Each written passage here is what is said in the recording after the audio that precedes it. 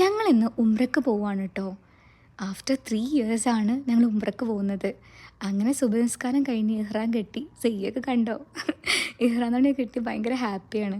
ഈ എസ്കലേറ്റർ കയറി മുകളിലെത്തുമ്പോൾ 3 വർഷം എടുക്കും ഇങ്ങോട്ട് തിരിച്ചുവരാൻ ഒരിക്കലും വിചാരിച്ചിട്ടില്ലായിരുന്നു അറിയില്ലേ. അത്രയും ഇമോഷൻസ് കടന്നു പോയിട്ടുണ്ടായിരുന്നു. ഇവൻ്റെ ഈ ഒരു പ്രായത്തിൽ ഇഷ്ടംപോലെ സമയം എത്ര തവണ വന്നിട്ടുണ്ടെന്ന് ഞങ്ങൾക്ക് പറഞ്ഞറിയിക്കാൻ പറ്റില്ല. അത്രയും തവണ ഞാൻ അവിടെ വന്നിട്ടുണ്ട്. ഇപ്പോൾ ആ ഒരു പ്രായത്തിലൊരു മകൻ എനിക്കുണ്ട്. അവനെയും കൂട്ടി പോകുമ്പോൾ അത്രമേൽ ഇമോഷൻസ് കടന്നു പോകുന്നുണ്ട്. കരയണോ ചിരിക്കണോ എന്താ ചെയ്യേണ്ടതെന്ന് അറിയില്ല. അത്രയും ഹാപ്പി ആയിരുന്നു എന്നൊക്കെ പറയുമല്ലോ. ഓരോ കാലെടുത്ത് ചവിട്ടുമ്പോഴും കഴബൻ്റെ അടുത്താണ് എത്തുന്നതെന്നുള്ള ആ ഫീലിംഗ് ഉണ്ടല്ലോ, പറഞ്ഞറിയിക്കാൻ കഴിയാത്ത അത്രയും ഇമോഷൻസ് കടന്നുപോയി. എത്ര കരഞ്ഞു എന്ന് എനിക്ക് പോലും അറിയില്ല. എന്നെ സംബന്ധിച്ച് 3 വർഷം എടുത്തു എന്നുള്ളത് ഭയങ്കര ഇമോഷൻസാണ്. ഒരിക്കലും വിചാരിക്കാതെയാണ് കഴിഞ്ഞ പ്രാവശ്യം വന്നിട്ടുണ്ടായിരുന്നത്. അന്ന് സെയ്യുവിന് 1 ഇയർ ആട്ടോ. ആ സമയത്ത് സെയ്യുന് ഇതെന്താന്ന് പോലും അറിയില്ലായിരുന്നു.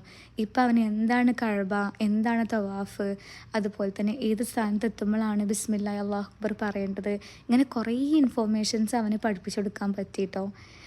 അപ്പോൾ അത്രയും ഹാപ്പി ആയിരുന്നു. അവന് എന്താണ് മക്കാന്ന് മനസ്സിലായി. അതിൻ്റെ ഒരു വലിയൊരു ഹാപ്പിനെസ്സാണ്. അത് അവന് ബിസ്മില്ലാഹി അല്ലാഹു അക്ബർ പറയാണ് കേട്ടോ.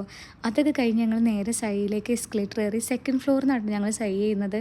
സെയ്യൊക്കെ ആകെ ടയേർഡായിട്ടുണ്ടായിരുന്നു.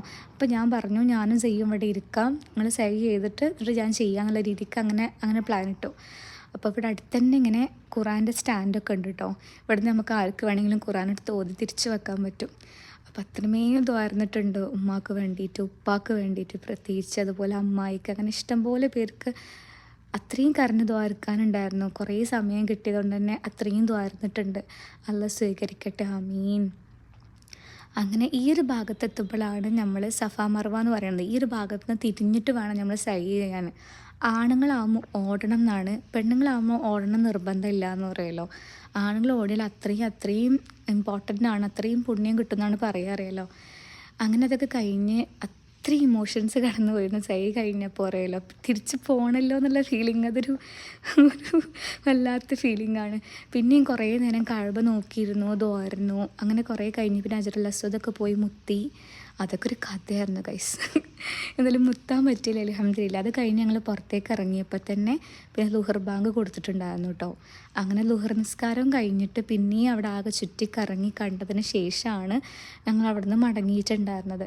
മടങ്ങാനൊന്നും വലിയ ആഗ്രഹമൊന്നുമില്ലായിരുന്നു. ഇഫ്താറും കൂടെ കഴിഞ്ഞിട്ട് പോകണമെന്നായിരുന്നു ആഗ്രഹം. പക്ഷേ സെയ്യുനും ഫുഡും കാര്യങ്ങളൊന്നും എടുക്കാത്തതുകൊണ്ട് തന്നെ ഞങ്ങൾ തിരിച്ചു പോന്നു. അപ്പോൾ അത്രയ്ക്കേ ഉള്ളൂ. ഇഷ്ടപ്പെടുകയാണെങ്കിൽ ലൈക്ക് ചെയ്യുക, സബ്സ്ക്രൈബ് ചെയ്യുക.